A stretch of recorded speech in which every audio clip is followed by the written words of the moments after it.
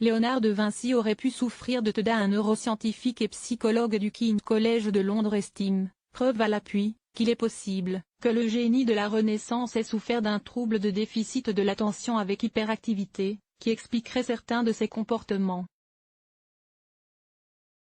500 ans après sa mort, le génie italien continue de déchaîner les passions, et d'attiser la curiosité des scientifiques à la recherche d'explications sur son histoire.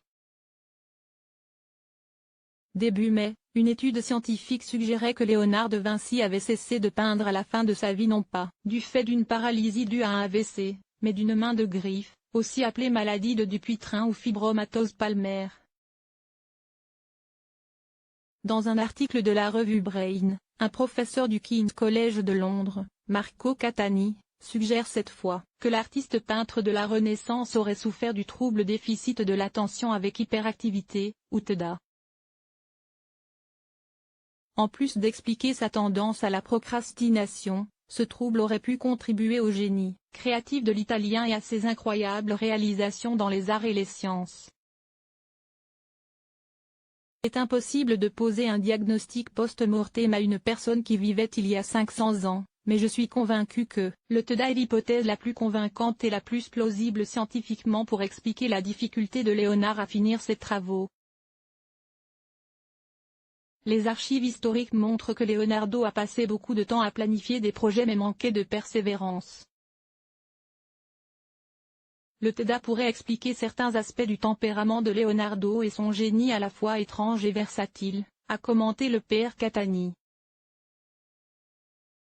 Et les récits historiques et biographiques de Léonard de Vinci ont tendance à donner raison aux spécialistes en psychologie et neurosciences,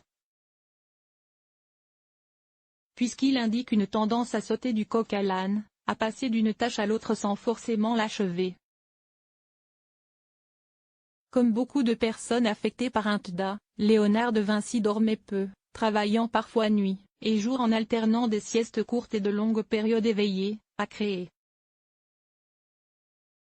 Les récits tendent par ailleurs à montrer une organisation cérébrale différente de la norme. Léonard de Vinci était gaucher, probablement dyslexique, et une aptitude au langage dans l'hémisphère droit de son cerveau, ce qui serait courant chez les personnes atteintes de TDA. Le TDA aurait des aspects positifs méconnus et sous-estimés, mais le TDA peut avoir des effets positifs, selon le père Catani, qui estime que l'errance mentale peut alimenter la créativité et l'originalité. Il existe une idée fausse largement répandue selon laquelle le TDA est typique des enfants peu intelligents, destinés à une vie chaotique. Au contraire, la plupart des adultes que je vois dans ma clinique rapportent avoir été des enfants intelligents et intuitifs, mais avoir développé des symptômes d'anxiété et de dépression plus tard dans la vie parce qu'ils n'avaient pas réussi à atteindre leur potentiel, souligne le père Catani. J'espère que ces travaux permettront de mettre à mal l'idée reçue selon laquelle le TDA serait lié à un faible quotient intellectuel ou à un manque de créativité, et de démontrer que le TDA est davantage lié à une difficulté à tirer parti de ses talents naturels.